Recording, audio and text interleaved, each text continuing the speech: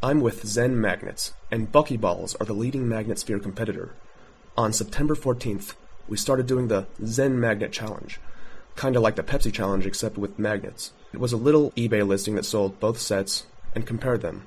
2 days later, we get this voicemail from Jake Bronstien, the Buckyball guy. Mr. Q, this is Jake Bronstien from Buckyballs.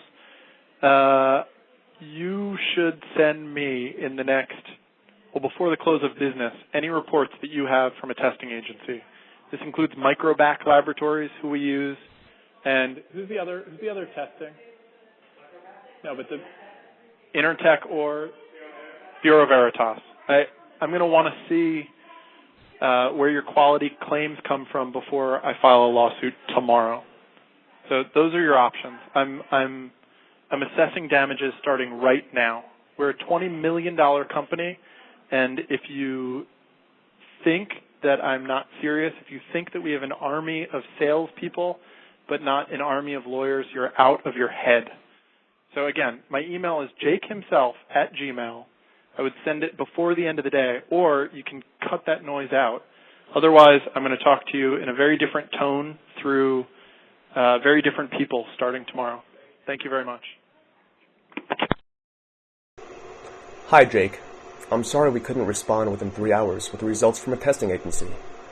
I hope you don't mind if I prove my quality claims right now in front of this camera. I'll also show you how to test for quality yourself, without any measurement equipment, especially since I imagine you guys don't have any. So, the 3 topics of interest as far as quality go are tolerance, coating, and strength. This is an aerospace IP54 micrometer. It's accurate to 1/1000th of a millimeter. We'll measure magnets between these 2 datums, and the thimble clicks when it's reached stable measuring torque. Here's a new set of Buckyballs, completely sealed, new in box, never opened. Now I'm going to show you how to do science.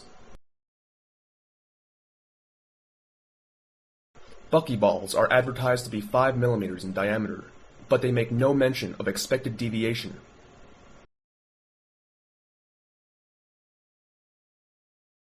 Let's begin measurements. Geometric tolerance affects the repeatability and predictability of use. There are also certain objects that you can't even make with badly toleranced magnets.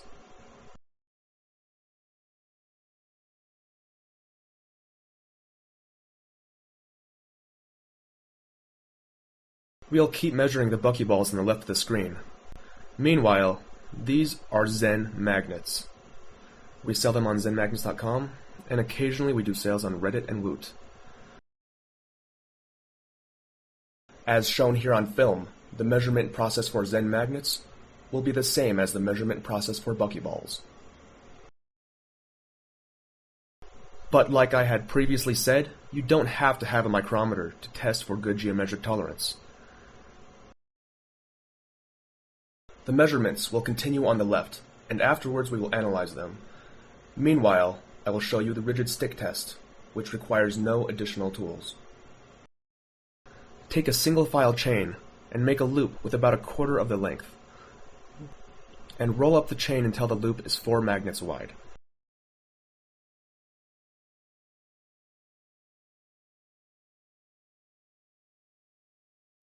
Then slice it into a sheet,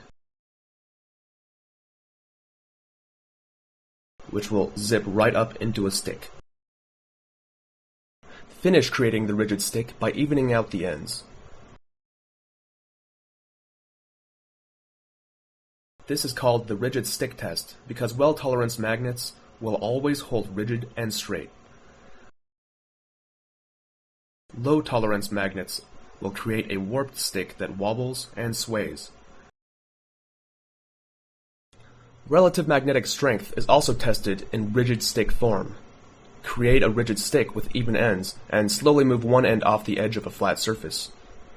Eventually, the beam will fail to support its own weight. You can now compare magnetic strength by counting the number of magnets from the closest failure point. The set of Buckyball magnets that we opened on spot was actually about the same strength as Zen magnets.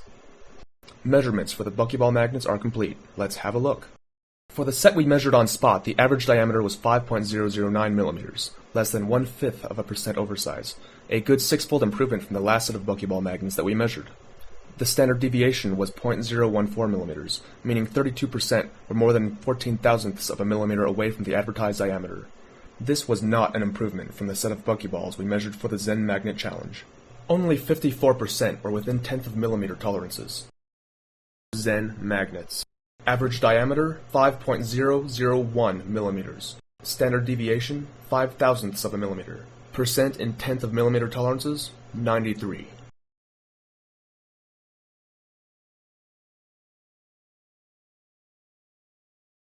The coating difference is so blatant that I'm surprised there's any contention. Left, Zen magnets. Right, Buckyballs.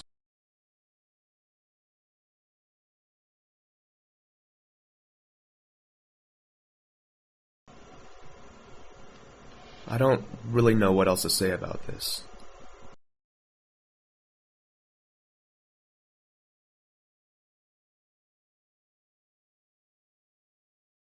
Jake! Like you said, your company has grown to be huge in the past 2 years. Good job. But look, this isn't the first time we've gotten bogus threats from you, just for, encroaching on your territory. Yeah, it's gotta stop. Clearly, you are the Goliath in this situation. We are just the humble, insignificant underdog. Do you really feel so threatened by our better magnets that you have to flail your sword at us? Please, Mr. Bronstien, don't hurt us!